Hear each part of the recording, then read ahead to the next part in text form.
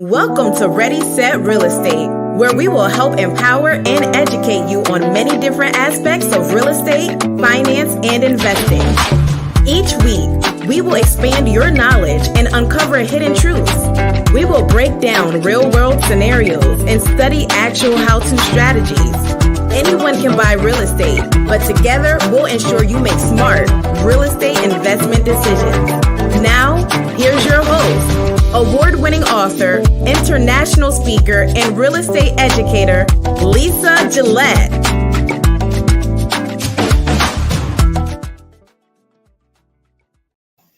Happy Wednesday. Checking in with all you beautiful, beautiful people. Welcome back to another information-packed episode. Today, this is more like I've got the tea, right? One of those shows, because there is a lot going on in this business and we need to talk about it. I'm actually going to update our caption here. So we will be talking about mutiny in the real estate industry. Some folks are jumping ship. As much jumping ship, probably quitting business altogether. Lots of things going on right now. Before I continue, of course, I want to do a sound check. Say hi, say hello to those of you who are online, listening also to our replay on the radio podcast everywhere, on your favorite platforms everywhere. If you are fortunate to catch us on the live, go ahead and press 1 down below. Lets me know you're here. Press 2, lets me know you shared it. Of course, that is the price of admission for all this game, this free game. This is free game. Like there's no charge here. So this is for all this free game. You just need to show up. That's all. Just show up. That's all it takes is show up. Okay. Let's see. Where do I want to go with this for? First, let's talk about goals as we usually do when we kick off the show. We talk about our quarterly goals. So we are we're in October 4th quarter. Oh, wait a minute. Okay, now this really changes things because we're like 4th quarter 2023. Go. That's a big deal. Wow. 4th quarter 2023, and what do you have on your list? I've got a couple things. So shout out to TJ Lofton. I was actually just connecting with him offline, checking in. Haven't spoken with him in a while, and had a great conversation. I will bring TJ back on the show. TJ has had the fortunate opportunity to travel across the country and really be hands-on in terms of what's happening in development, what's happening all over the place. Oh, let me put my phone on silent because apparently I guess there's supposed to be this national emergency check happening in the next, I think it's supposed to happen in the next 15 minutes. So your phone's going to go, beep, it's going to do that alert, is what I was reading. So TJ had, having this discussion with him offline, just kind of what's going on with real estate. I wanted to clue him in and share with him what was happening as it relates to the topic of the show, mutiny in the industry, and one of the largest trade organizations under fire. And so I want to have that discussion because depending on how this plays out, 2024 could bring a very, very different business model in the real estate industry going forward.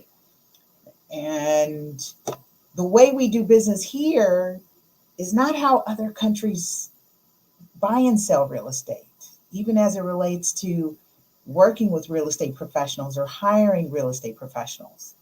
So that's where we're going with this topic today. In the meantime, I said it's 4th quarter. I have been completely focused in school. I've been on the school thing. But after this conversation with TJ, it kind of put it back in my face that I have been sitting and delaying. It's like procrastinating, kind of, but I've been delaying on releasing part 3 of our Real Estate 100 series book, and we'll be focusing on land development. So having this discussion with TJ about how the industry is changing, how the market's changing, the economy is being impacted, low to median income buyers are impacted. I feel like we need to definitely, I need to do my part. And so it's focusing on the book, but more importantly, I will get into a discussion today that will actually require me to revise part 1 of our book. There's part 1 of our book right here. So I've authored a couple books. So this is Real Estate 100, the Teen Home Buying Experience. For those of you who are new to me, Lisa Gillett, hi. As we're talking about quarterly goals, right? So this is what put me on the public speaking map. I did a book tour, released the first real estate literacy book for the youth ages. This was 7th grade reading level, but I have taught this book to 2nd graders and up, and I continue to love doing that, as you can tell, right? So part 1, this is the book I will have to revise because I talk about commissions here. And I'm now incorrect with chapter. So chapter 2 or chapter 1 is who got your back, who's got your back, agency relationships. And so chapter 1, we talk about commissions. And literally and by the way, I think I've been one of the first people to put text message illustrations in books back then. So just really ahead of my time. And so much so that we've got to revise this book here. Even as I read the real estate website, bre.ca.gov, that's what it was back then. It's now gone back to dre.ca.gov. That's changed. And so here's one of the questions. Let's get into the topic already. Let's just get into it. Hold on. Before I do all of that, see, I'm excited about talking about this. I've missed you all. Let's talk about disclaimers, of course. What I share here, edutainment, I'm educating, entertaining at the same time. And it's not meant to be received or applied as legal or tax advice. Please seek those licensed, reputable professionals. Please seek those licensed, reputable professionals regarding your unique situation. So that's my blurb. In terms of my background, I am a licensed active real estate broker, owner of Devenio Estates. We're a boutique firm here in Southern California. I am a trained and certified as a pricing strategy advisor, foreclosure, probate certified and experienced. I do hold a designation as a seniors real estate specialist, meaning I'm trained to work with our senior community. And see, there it is. Told ya. Put your phones on vibrate. So apparently it works, right? So it's the National Wireless Emergency Alert System test is what's happening. And with all that, that means I love to lead with education and information so that you all can make an informed decision. It's my sort of ministry / advocacy is what I've been sharing. All right, so let's do this. I'm gonna skip commercials today. We're just gonna get right into it because that's what we need to do. And I actually have a webinar I need to attend in 40 minutes. So I've got my own webinar and training that I will be doing. So let me do this. Boom. Let's share. We're gonna skip commercials today and just jump into the meat of this episode. Mutiny in the real estate industry. You know, when I think I've got everything covered, it just isn't, and that bugs me. That's cool. Let's share it. Let's share it. Okay. And then I can do my banner. I've got it. Thank you. I've got it. There we go. Boom. All right. So we'll talk. So we're having a discussion today. You're more than welcome to share this. I'm inviting you to share this. So why? Because how does this affect you? This will affect if you haven't purchased, need to sell, have children you're saving up for, to help them sell and or buy real estate, this is going to affect them if you are in the United States. Why? Because the National Association of Realtors is under fire. They have been for some time. I mean, it's not the first time. It's a trade association. It's not the governing agency or body that oversees the real estate industry, and that's where a lot of people get the association's role confused. It has lots of power, all right? It's lots of power, and its coalition and influence of the industry is why oftentimes when people think real estate, they think realtors or the Realtor Association, but that is not the governing body that regulates and helps protect consumers from real estate agents and professionals. You would you're definitely invited, depending on what state you are in, to look up your governing agency. For us in California, it's the Department of Real Estate. You will hear that term Bureau of Real Estate, Commission of Real Estate, Department of Real Estate. In your respective state, that is the governing body that regulates, oversees real estate or real property, including laws, ordinances, uh, building and development. Not so much what the association has been seen to be, right? And that's branding. That's that what we're discussing right now has a lot to do with branding and the power of marketing, which has done well in making people think, oh, real estate, they think realtor or realtor. And we've heard those terms used synonymously in film, in books, in education, but it is actually a licensed trademark. And in order to use those terms, you've got to be a paying member, right? So, paying member. A lot of good has come out of the association's role in terms of protecting homeownership. And so there's a long history as well where prior to the 60s, I want to say, it probably even got as far as the 70s. But a lot of people of color, agents of color, were not allowed to participate in the association. Therefore, there have been spin-offs, right, of realtist organizations that represent the Black real estate professionals and industry professionals, not just the agents, but appraisers, escrow officers, title officers. And then you have all these other organizations like the National Association of Hispanic Real Estate Professionals. Then you have associations for the associations of the Asian real estate professionals. And so you have this coalition where representation clearly is important.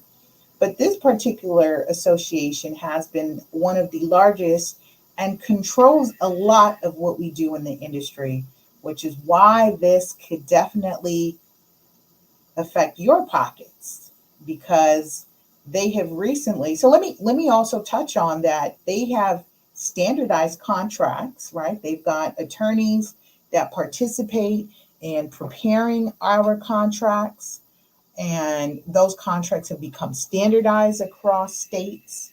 Depending what state you're in, you'll have a standardized forms, because again, to prepare contracts and deal with the negotiation of contracts, you would be practicing law.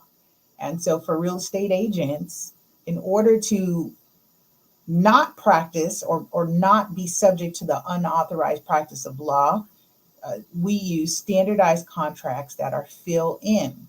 I think where a lot of the issues come about with real estate professionals or agents and brokers is when they're the added in clauses and addendums where we're now making up rules and terms that are not clear and consistent, or could even conflict with the standardized language in those contracts. They also control lock boxes. Now we are pretty fancy today, and we could use our phones. I've got both an Android and an iPhone. And we can use our phones with the apps to open lock boxes. That's something that is partnered with the MLS or Core Logic. The associations are tied in with the MLS. The MLS multiple listing service is tied in with our paying participation into those associations. And with that, we receive benefits, and with that, we receive access to do the business. Without being a paying member, you cannot essentially run a real estate business. I find this very interesting because I kid you not, I really do find this very interesting. And this would bring me back to the story of super agent, why I came up with my own trademark. And the reason being is because although the realtor designation and the association has its own ethics board and rules, it was, I remember a couple years as a new licensee and coming across veteran professionals that I saw were acting unethically, or people are grimy. People are definitely, this is an industry where you can earn big money, and sometimes it comes at a price of the consumer. And earlier on in my industry, with seeing that, I felt like, I thought the realtor brand represented something, right? And it's supposed to represent that ethical, professional, that moral. However, because we're required to pay into the association to do business, that means the good and the bad are paying in, and they get to call themselves realtors. And that had been my challenge earlier on, is seeing how that worked out. Is I recall when I had not paid earlier in my career, not paying my realtor dues, my broker at the time soon received I guess, a notice from the local association that he would have to release my license because I was not an active member. And that is a lot of control. That here I've done my part to become a licensed professional, right, by taking the state exam and become a licensed professional, but my broker could not continue to hold my license if I was not a paying or active member of the local realtor association. So think about that, and this is the conversations I have with people who want to get into this business, is understanding the difference, right? Because oftentimes they say, oh, they refer to realtor as the title of the professional, but no, that's a trademark. It's a trademark. Like super agent for me is my trademark. It represents me as a professional, what I represent. And here we are, fast forward, that was a couple years ago. I'm 17 years in, fast forward, here we are, and we're talking about the same thing. And now people are saying, sellers are saying, we don't like how business is being done. So much so that it involved a class action lawsuit. It officially became certified in October of last year, October of 2022, to be a class action lawsuit, when sellers decided that it was not fair that they be required to pay for the buyer's agent commission and or fee. And those terms are used interchangeably: commission, fee, transaction costs, whatever people are calling it today, right? It's the same thing. You're paying the agent's fee. And this is set to be heard in trial. Is trial supposed to happen? I thought it was going to happen, but I've been hearing there's been a draft proposed settlement right before trial is happening. October 16th is what I believe the scheduled dates are.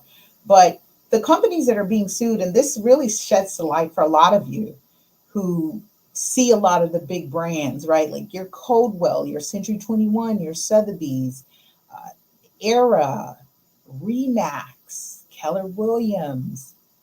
There are only a few of these brokerages. They're like the big five. Berkshire Hathaway, right? They're the big five. Anywhere was known as Realogy.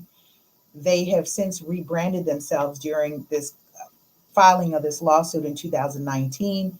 But they own brands, a lot of the brands, as I have referenced here, that you would think are independents, But Anywhere is the parent company, formerly Realogy, who owns Coldwell, Century 21, Sotheby's, Era, and a lot more. Remax is its own brand, right? And company, Keller Williams, and Anywhere. And you have the National Association of Realtors. So meanwhile, NAR, Keller Williams are going to continue to fight and litigate this issue on violating or being seen to have violated antitrust laws by requiring, right, monopolizing and requiring agents to split their fees the way the way it's been split for the last, I would say, 4 decades, because buyer agency was born in the 1980s. It's a very, I think, still very young concept, but the business model, although buyer agency has changed over time, the way buyer's agents have been paid has not. If you caught last week's episode, I touched on this, and today I wanted to actually just have a focused conversation on this, because I don't think you all realize that if we do away with this business model as it stands now, that means low to medium income buyers are going to be greatly impacted and affected by this. And I'll discuss more about that. So let's just cover on the settlement here. So they've settled out. Anywhere has settled for, settled this out for 83 million. Remax has settled this for 55 million in terms of the amount of commissions that were paid by sellers over a period of time.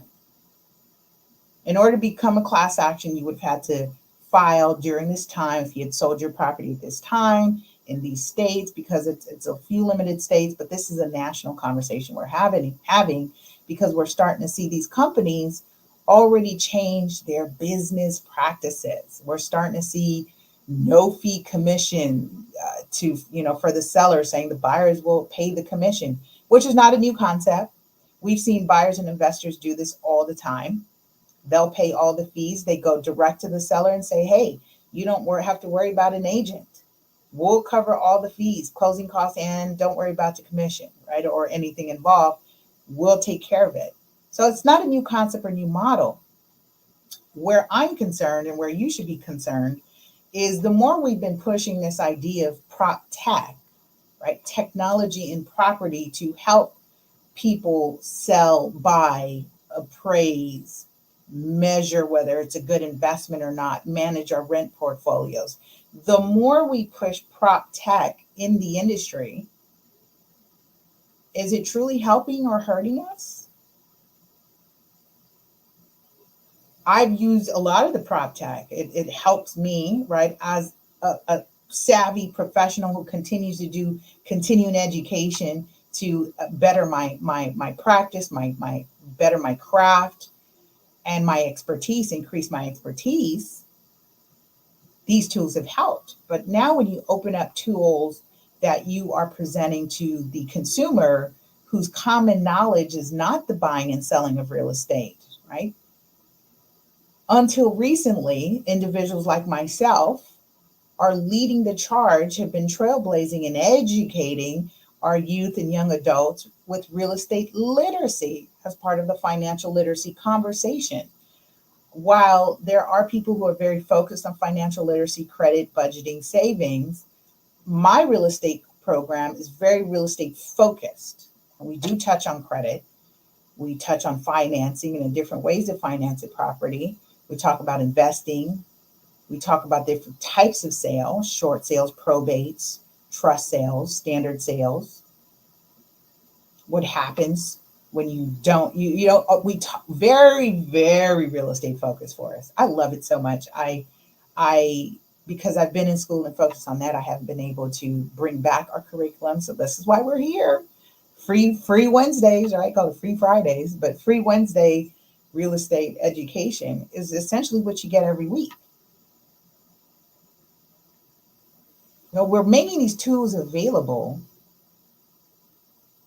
And what has come out of that is seller says, well, buyers are no longer needing the agent anymore because they're finding the property online. They can just submit the offer, right? They can do everything online. They can find the loan online. They can buy the house online. They can do a 360 tour online. We saw what happened during the pandemic. People were waiving inspection conditions, buying properties as is. That's terrible. So there's this term called caveat emptor, means buyer beware. And then there's the seller beware. Sellers who would subject themselves in using these tools. You put your information and address online and you want to find out how much your property's worth. All of a sudden, you've got someone knocking at your door saying, they can help you move, and no commission, no fee, cash offer. Or now they have access to your information and there's deed fraud involved. There's financial abuse as it relates to elders in the senior and mature community. You just expose yourself for a lot more with prop tech. And it was prop tech that's gotten us here to revisit how we're paying professionals. So I ask, is it helping and or hurting us? I'll leave you with that question, because with that, I've talked about the potential disappearance of buyer agency. It's going to be tweaked. Would you be able to hire your agent at 2.5%, 3%, 4%, 5%, depending on the agent professional? What's a reasonable fee? Will the agent charge you a fixed fee, a flat fee, an hourly fee? Now, do we all need to register? Right now, I've got questions in terms of collecting fees, like attorneys collect retainers, advance fees. How does that work? How does the agent also project their commission? Will there be a lot more of us requesting advance fees? I think so. All right, I'll leave you with that. A lot of thoughts. I want the wheels to keep spinning here about how this is going to impact real estate in 2024, because there's a lot at stake here when we talk about home ownership and home affordability. And the way we see it now is at interest rates of 7.7% and rents being as high as they are, inventory still being limited. We've got quite a, quote unquote crisis on our hands in terms of having the shortage of units that we have. But at the same time, it's really a time that's forcing innovation and those who have the knowledge and expertise to come forward to provide some solutions and really be an advocate right now more than ever. If you've been sitting on the sidelines and just kind of feeling, beaten down, I'm inviting you, consumer real estate industry professionals, that we've got to continue to have an open dialogue of how we want to see the future of real estate.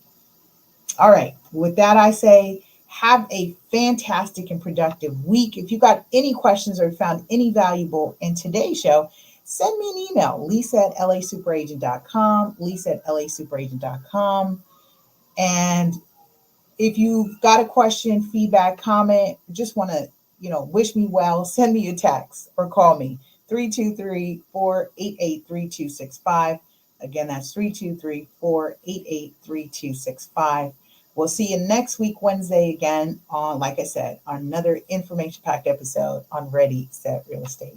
Take care, guys. Bye. Thank you for listening to the Ready, Set, Real Estate podcast with Lisa Gillett, the LA Super Agent. Please like, subscribe, and share LA Super Agent